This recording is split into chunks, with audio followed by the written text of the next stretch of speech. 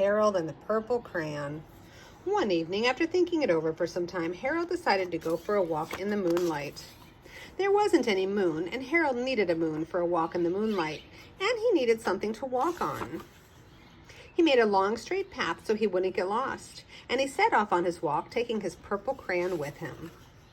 But he didn't seem to be getting anywhere on the long straight path, so he left the path for a short cut across a field, and the moon went with him. The shortcut led right to where Harold thought a forest ought to be.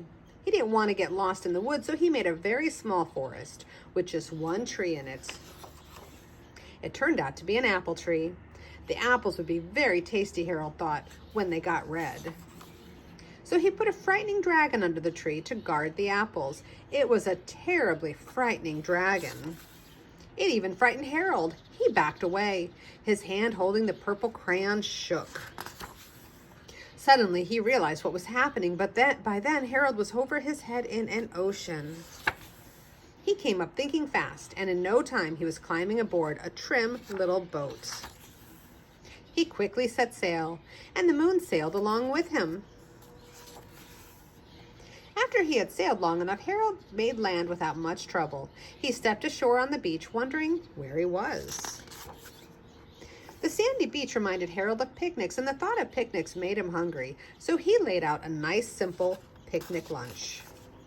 There was nothing but pie, but there were all 9 kinds of pie that Harold liked best.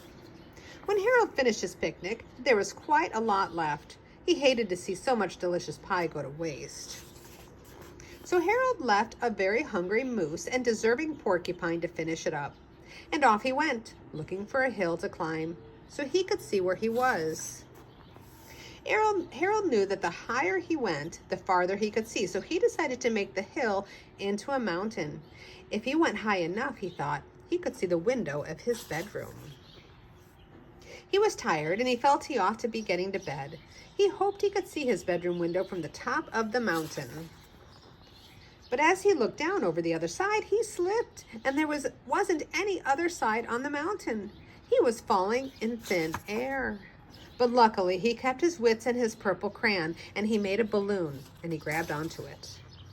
And he made a basket under the balloon big enough to stand in. He had a fine view from the balloon, but he couldn't see his window. He couldn't even see a house. So he made a house with windows, and he landed the balloon on the grass in the front yard. None of the windows was his window. He tried to think where his window ought to be. He made some more windows. He made a big building full of windows. He made lots of buildings full of windows. He made a whole city full of windows.